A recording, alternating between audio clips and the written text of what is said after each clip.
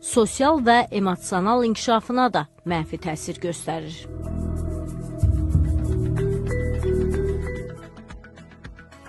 Böyük bir bəladır, böyük bir bəladır. Texnologiyadan qaçın da deyə bilmirik, texnologiyadan uzaq qalın da deyə bilmərik. Bu olmalıdır, bunu eləməliyik. Bu yeni dövrün tələbidir. Amma hər birimiz baxın da, yəni biraz girirsən ki, açırsan bir dənə saata baxasan, açırsan bir dənə mesaja baxasan, bir də baxırsan ki, saat yarımdır, 2 saatda artıq sən orada gəzirsən və başını qaldırırsan ki, artıq gözün ağrıyır, başın ağrıyır, boynun ağrıyır və səndə belə bu qədər bu təsirlər yaradırsa, gör uşaqlara nə qədər təsir edir.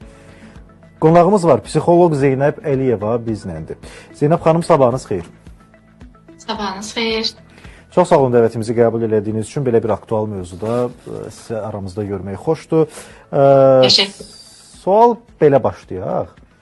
Necə başa düşə bilərik ki, bu uşaqda bu telefon istifadəsi artıq asılılıq halına çevrilir? Bu necə başa düşür? Çünki hamımız onsuz istifadə edirik, uşaq da eləməlidir. İndi bəlkə öz dərsinə görə, bəlkə nə bilim, biraz əyləncəsinə görə, müəyyən videoları izləməyə görə, nə bilim, televizorda onsuz heç kim baxmır da demək olar ki.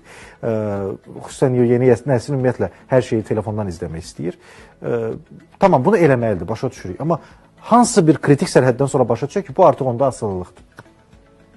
Əslində problem planşetdə və yaxud da telefonda deyil. Onu zamansız, erkən yaşda, vaxtının nə qədər istifadəsinə yönəlmək lazımdır. Keçmişə diqqət yetirsək, uşaqlar daha çox küçədə oyunlarla qazandıqları, istər sosiallaşması olsun, ünsiyyət olsun, səbir, gözləmə bacarıqlarının hər biri artıq o oyunlarda da, o küçələrdə də qaldı. İndi onu əvəzləmişik telefon və planşetlərlə.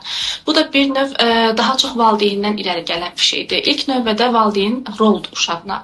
Valideyn əlində telefon varkən biz həmişə nəyi vurğulayırıq? Uşaq sözü deyil, görüntünü, hərəkəti götürür. Nə edirsənsə onu yansılayır. Valideyn əlində nə qədər telefon varsa, uşaq da bir o qədər telefona meyl edəcək. Və əlavə vurğulamaq istəyirəm, biraz da valideynlərin rahatçılığı üçün erkən yaşda uşağa telefon verilir. Burada da nəyindən müşahidə edirik?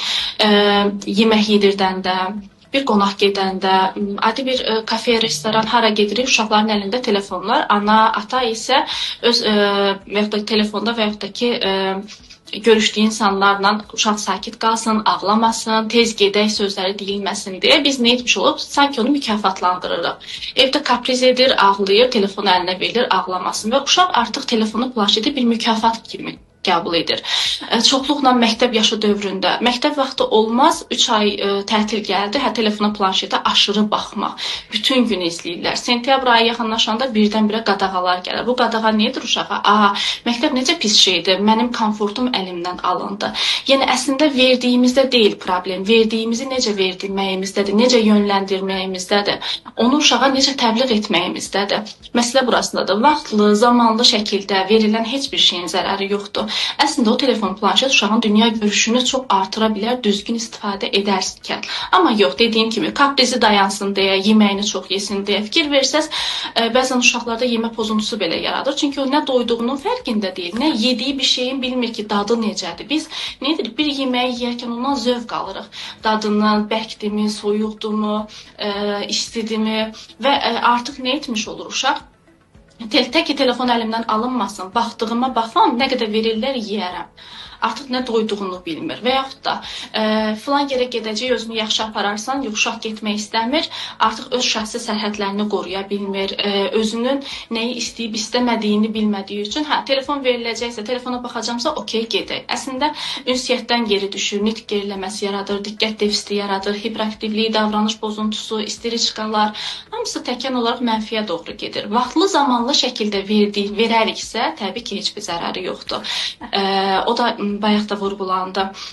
Əslində, yaş aralığı olaraq 0-2 yaş bir mənalı şəkildə uşağın emosional inkişaf etdiyi dövrdür ki, bu da uşaq emosional olaraq anadan, atadan, valideynindən o emosiyaları alır. Bu zaman ümumiyyətlə telefon, planşet olmaz. 2-4 yaş olsun, vaxtlı, zamanlı. Məsələn, biz deyirik ki, bəzən aparırıq ki, bizə özümüz elə psixoloq olaraq önərik, gün ərzində 1 saat baxsın. Bu 1 saat o demək deyil ki, 1 saat davamlı oturub baxsın. Xeyr, 10 dəqiqə bir baxa bilər, 15 dəqiqə, məsələn, bölürük uşağa. Deyirəm ki, məsələn, səhər bir 10 dəqiqə baxarsan, günorta 15 dəqiqə, axşama yaxın dərs falan hər şey bitər, bir 10 dəqiqə də onda. ki, özü idarə edə bilsin vaxtını. Bəzən də nə görürük? Asılılıqla müraciət edirlər, artıq bu uşaq asılı vəziyyətdədir. Valideynlərin davamlı işlətdiyi bir ifadə var ki, biz keçmişdə heç ümumiyyətlə telefona, planşetə belə mi vardı? Küçədə oynayardıq, qoyun otarmağa gedirdik, əlimizdə kitab aparırdıq. Həmişə cavablarında onlara deyirəm ki, valla o vaxtda telefon, planşet olsaydı, heç kim kitabı götürüb qoyun otarmağa getməyəcəkdi ki, telefona, planşetə baxdığı zaman qoyunlar da canavar yeyəcəkdi. Yəni həqiqətən də bu belədir. Zamana, dövrə uyğunlaşırıq bir növ. Amma nəzarət siz başladınız, məsəl üçün 0-2 yaşda ümumiyyətlə olmaz. Sonrakı yaşlarda olan uşaqlara gündə neçə saat verə bilərik telefonu? Onun limiti nədir? 2-4 yaşda 15-20 dəqiqə kimi önəririk. 4-6 yaşda 1 saat kimi, 60 dəqiqə kimi götürmək olur, amma dediyim kimi o da bir dəfəlik deyil. Yəni bir oturuma 1 saat baxmasını tövsiyə etmirik. Zamanlı şəkildə, yəni gün aralığı ilə bölünsün. Çünki həm ona fizioloji zərərdir, həm psixoloji zərərdir. Əlavə də demək istədiyim odur ki, asılılıqda olan uşaqları planşetə, telefona, ümumiyyətlə smartfon asılılığı, onu bir dəfəlik qadağan etmək özü də zərər verir uşağa. Çünki bu zamanda bir aqressiya yaradır, bir boşluğa düşmüş olur.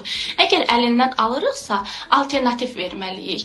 Yəni mənim əlimdən telefon qadağadır, indi alındı, heç bir şey, otur ancaq dərs oxu və yaxud da bizlə söhbət elə, kimisindən uşaq baxır, boşluqdayam, nə edim? Heç bir məşğuliyyətim yoxdur. Aldıqsa daha maraqlı bir şey verməliyik. Valideynlə oyun oynaya bilər və yaxud da inkişaf etdirici oyunlar ala bilərik. Legolar olsun, puzzle'lar olsun və s. kimi. Yəni bir şeyi əlindən alırıqsa onun yerini mütləq doldurmaq lazımdır ki, o boşluğu hiss etməsin. Uşaqlar kifayət qədər əslində yükləniblər. Yəni məktəb yaşında uşaqlardan söhbət gedirsə, biz elə məktəbə gedirdik, evə gəlirdik sözün açığı. İndi uşaqlar zaten məktəbdə kifayət qədər çox vaxt keçirdirlər. Oradakı dərs yükləri, ev tapşırıqları da çoxdur. Digər tərəfdən indi valideynlər, yəni mən xatırlayıram ki, yəqin siz də elə 9-cu, 10-cu sinifdən sonra biz hazırlığa gedərdik. İndi 1-ci sinifdən hazırlığa gedirlər. Ayrı-ayrı kurslara gedirlər. Valideyn uşaqlara məsələn dil kursuna göndərir, idmana göndərir, üzgüçülüyə göndərir, şahmata göndərir. Yəni valideyn uşağı o qədər əslində bu qədər vaxtsızlığın arasında uşaq yenə də necə telefondan asılı ola bilər? O mənə çox maraqlıdır. Çünki biz onu mükafat kimi önəririk. Məsələn, uşaq gedir dərsə, dərslərini oxu, dərslərini oxutmaq üçün motivasiya verdiyimiz nədir? Bitir dərslərini, telefona baxarsan. Artıq bunu bir mükafat kimi verirlər deyə. Olmazmı ki, bu deyilsin, dərslərini bitir, əyləncəli bir oyun oynayacağam dərslərini bitəndən sonra səninlə və yox da, baxın, valideynlər deyir ki, yazıq uşaq stresi hardasa atmalıdır da. O yazıq uşaq stresi hardasa atmalıdır. Çünki həqiqətən yükləri çoxdur. Yolu yükləri çox ola bilər, amma biz ona verdiyimiz mükafatı yanlış veririk. Yəni məsələn mən yemək bişirirəm, deyək ki, uşağa da yanımda gəl mənə kömək et, bir şey doğra, bir şey et. Artıq o mənlə oyun oynayaraq əyləncəli, plus da valideynlə vaxt keçirmiş olur. Dərslərini tez bitirir ki, qaçsın ana, ata, nə edək bir yerdə. Yəni bir yarım saat uşağa gündə vaxt ayırmaq, valideyn olaraq, valideyn saatı olaraq etmək mükafat verməliyik. Biz amma yanlışı harda edirik? Dərslərini bitir, hazırlığa get gəl, qonaq get gəl, axırda verəcəm iqra oynayasan, telefonuna baxacaqsan, flanşiyə girəcəksən. Bu da artıq yenə də dediyim kimi mükafatdır, yanlış mükafatdır. O da artıq meyil edir uşaqda. Belə desək, o telefonla beyindəki dopamin bir-birinə assosiasiya olur da artıq. Təbii ki, o yanlış yönləndirmə, bu təkcə telefon, planşetdə deyil ki, günümüzün hər bir alanında. Mükafat lazım olan şey cəza kimi veririk, cəza kimi lazım olanı mükafat kimi veririk. Məsələn, özünü pis apararsan, dur get yatmağa. Özünü pis apardın, sabah səni bağçaya aparacam. Əslində, bağça çox gözəl bir yerdir, yatmaq sənin inkişafın üçün çox müsbət bir şeydir. Amma yanlış deyilən söz uşaqda artıq onu yanlış qavramağına gətirib çıxarır. Zeynəb xanım, idarəçilikdə belə bir məsələ var. Yəni bu rəhbərlərə tez-tez tövsiyə olunur ki, idarəçilikdə ümumiyyətlə mükafat sistemi və yaxud cəza sistemi bacardığımız qədər bundan qaçmalıyıq da. Bu ən axırıncı variantdır əslində. Bəzən indi təzə rəhbərlər fikirləşirlər ki, yox mən yaxşı işə görə işçilərə mükafat verirəm. Əslində bu da yanlış bir idarəetmə sistemidir. Uşaq tərbiyəsində bəs necədir? Yəni mükafat və cəza sistemi ümumilikdə uğurlu sistemdir tərbiyə üçün. Behavioral terapiyanın başlanğıcı onsuz da mükafat və cəzadan gedir. Amma bu baxır ki, cəza olaraq siz nəyi cəza olaraq görürsünüz? Məhrum etmə və yaxud da ki, dediyim kimi sevdiyi bir şeydən müəyyən zaman məhrum etmə. Baxın, biz öz alanımızda biz böyük insanları hər şeyi başa düşürük, hələ uşaq deyilik. Müəyyən bir qayda gəlir. Deyək ki, məsələn, avtobus zolağına keçməmək. Hər kəs keçir. Amma bir cəza sistemi qoyulur ki, keçərsənsə 100 manat cərimə. Artıq o cərimə nədir? İnsanları bir qaydaya salır. O qayda zaman-zaman vərdişə gedir, çıxır. Uşaq da belədir. Müəyyən zaman o cəza sistemi, amma burada şiddətə meyldən qətiyyən söz getmir. Yəni vurmaqdır, döyməkdir, belə şeylərdən danışmırıq. O cəza sistemi və mükafat sistemi artıq uşaqda vərdişə gətirib çıxarır müəyyən bir davranışı. Getdik çıxdıq Pavlov eksperimentinə. İndi bu telefon məsələsində valideynin deyirsiniz rolu məsələsi, valideynin özünün telefon işlətməyi. Çünki siz çıxışınızın əvvəlində çox gözəl başladınız ki, uşaq tərbiyəsində dedi söz yoxdur, davranış var. Valideyn özü telefonla çox vaxt keçirir axı elə bil, hə? Valideyn indi hər kəs, yəni ətrafımıza baxaraqsaq, yenə deyirəm, sosial şəbəkə pis bir şey deyil, smartfon çox pis bir şey deyil. Biz ətrafı əvvəl deyirdi çox gəzən çox bilər, çox oxuyanlar. İndi biz hər hansı bir ölkənin gedib adət-ənənəsini görməsək belə, onu telefondan, internetdən araşdırıb hər şeyi mənimsəyə bilirik. Əslində düzgün istifadə edərəksə çox müsbət tərəfləri var. Məsələn, biz hal-hazırda telefonun asılılığına özümüz də keçmişik. Nə ilə bağlı? Əlavə bildirimləri bağlaya bilərik. Telefon əslində bizim öz komfortumuz üçün daşımalıyıq ki, mənə lazım ehtiyac olduğu sözə kiməsə əl çata bilim. Biz elə daşıyırıq ki, kim məni axtarırsa bu dəqiqə mənə əli çatsın, tapsın məni. Mesaj gələn kimi baxım, zəng gələn kimi açım. Amma biz o əlavə bildirimləri bağlamadıqca diqqət defisitimizə gətirib çıxarır. Bir başladığımız işi tamamlaya bilmirik. Əgər sənin bir işin varsa, bu elə özümüzü də idarə etməyimizə bir mənalıdır.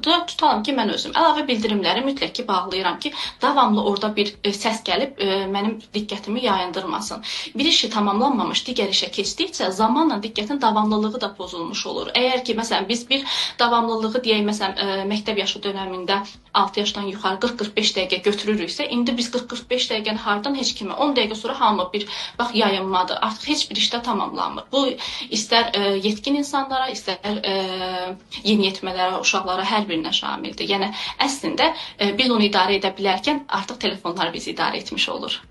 Mən bu məsələyi niyə qaldırdım? Çünki uşaq haqlı olaraq deyə bilər ki, ata, ana, bu pis bir şeydirsə, mənə bunu saatla verirsənsə, özün deyə bütün gün oradasın. Eynən ona görə də dediyim kimi valideyn bir mənalı roldur uşağa. Siqaret çəkən ata uşağına siqaret çəkmə deyə bilməz.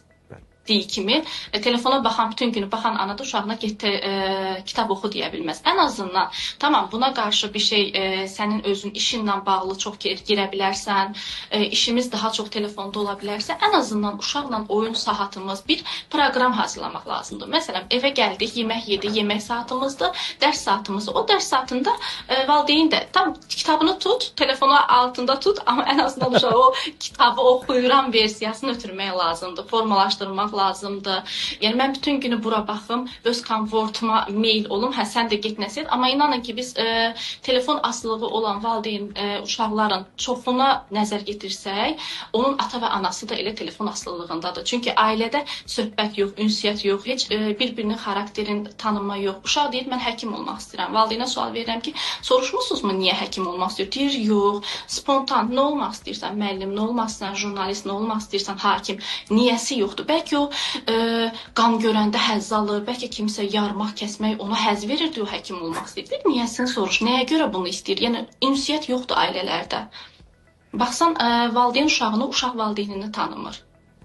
Çox maraqlı məsələlərdir. Əslində bu uşaqların, siz dediniz, məsələn, mənim beynimdə də canlandı. Nəyə görə həqiqətən tam kimlik formalaşmamış, amma bir ixtisas seçimi ilə bağlı bir özlərini görmək istədiyi bir şey formalaşır. Hansı ki, ola bilər ki, məsəl üçün, uşağın ailəsində, qohumların arasında ümumiyyətlə həkim yoxdur, amma bu həkim olmaq istəyir. Yəni, çox maraqlı məsələdir. Bunu ayrı bir efirdə sizinlə müzakirə edək təklif edirəm. İndilik bu mövzunu məncə yetəri qədər əhatə etdik. Zeynəb xanım, mən təşəkkür edirəm. Bugün bizim qonağımız. Mən də sizə təşəkkür edirəm belə aktual mövzuya toxunduğunuz üçün. Əziz tamaşaçılar, psixoloq Zeynəb Əliyeva bizlə idi. Biz bir daha təşəkkürümüzü bildiririk və qaldığımız yerdən buraxılışımıza davam edirik. İndi